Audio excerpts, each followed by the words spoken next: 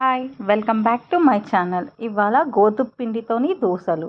దానికి కావాల్సింది పావు కిలో గోధుమ పిండి, 1 స్పూన్ ఉప్పు, 1 స్పూన్ కారం, పావు స్పూన్ జీలకర్ర, పావు స్పూన్ పసుపు వేసేసి ఒక ఆనియన్ కోసి దాన్ని మంచిగా మిక్స్ చేసేయాలి.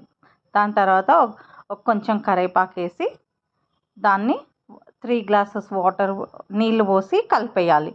కలిపిన తర్వాత దాన్ని ఒక హాఫ్ అన్ అవర్ నానే వరకు పక్కన పెట్టుకోవాలి.